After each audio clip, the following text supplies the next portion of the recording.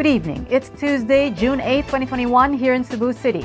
I'm Cherry Ann Lim and this is SunStar Tonight.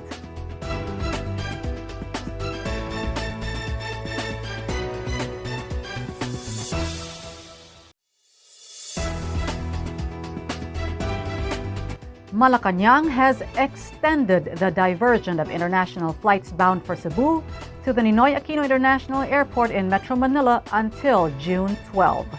This is to ensure that the IATF protocols for arriving international passengers will be fully implemented in Cebu.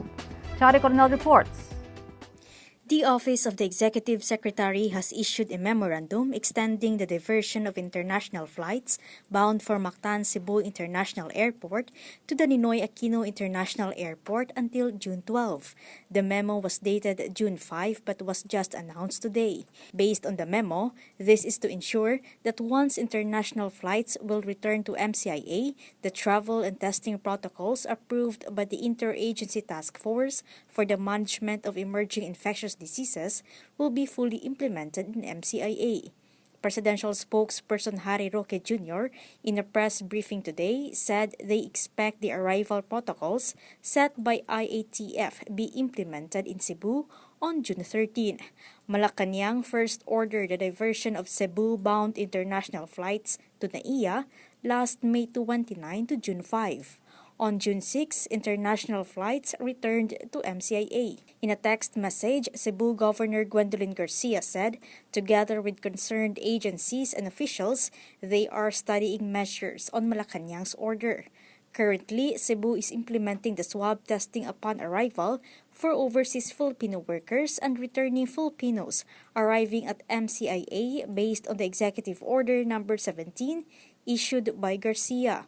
While waiting for their COVID test result, they will undergo quarantine in a accredited facility. If they test negative, Cebuano OFWs and ROFs will be allowed to go home to their respective local government units where they will continue the remaining quarantine period. On the 7th day, they will be swabbed again by their LGU of residence. Under IATF protocols, arriving travelers, except those fully vaccinated in the Philippines, are required to undergo facility-based quarantine for 10 days. They will be swabbed and tested for the coronavirus on the 7th day. Even with a negative result, they must still complete 10 days in facility-based quarantine. After their release from quarantine, they will have to undergo 4 more days of home quarantine to complete the 14-day quarantine.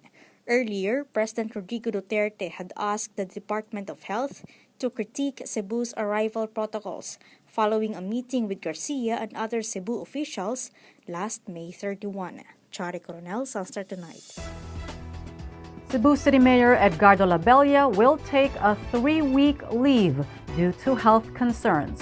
Kenneth Torres reports. Cebu City Mayor Edgardo Labella announced that he will be taking a 3-week medical leave effective tomorrow, June 9.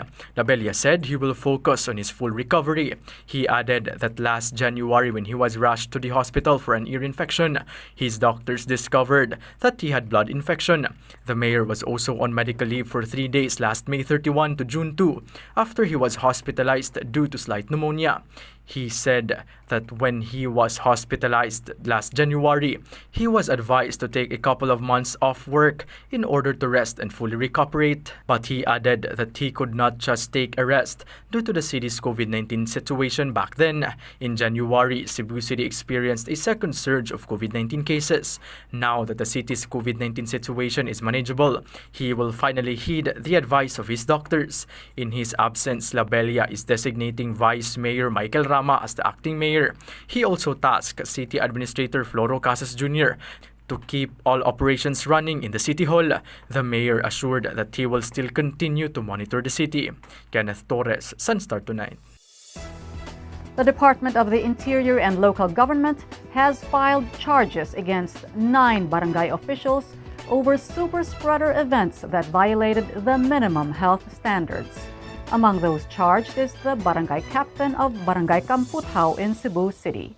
Chari Coronel reports. 9 barangay officials have been charged over superspreader events which violated minimum health standards.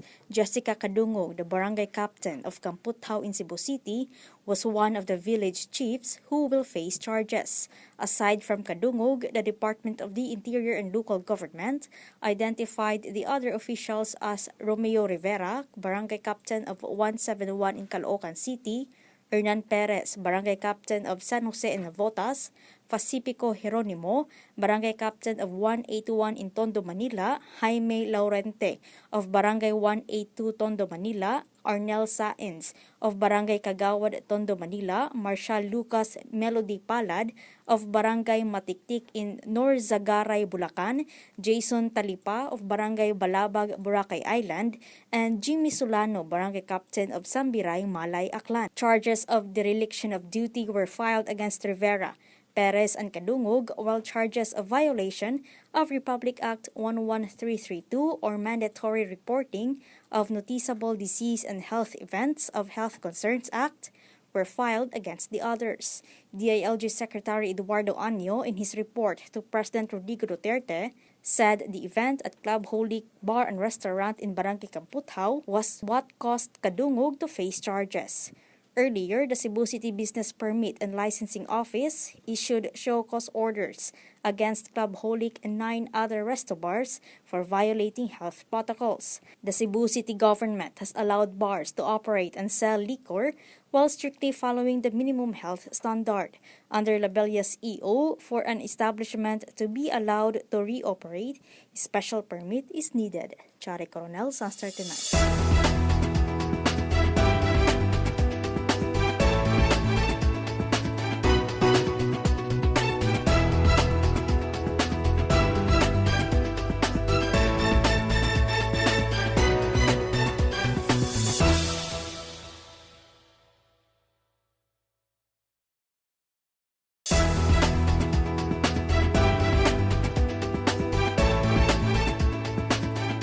The Food and Drug Administration has approved the use of the Pfizer COVID-19 vaccine in individuals aged 12 to 17.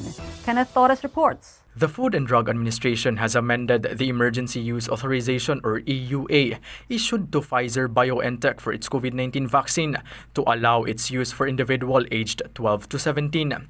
But Department of Health Undersecretary Maria Rosario Vergire emphasized that adults will be prioritized for now in the inoculation since the vaccine supply in the country remains low.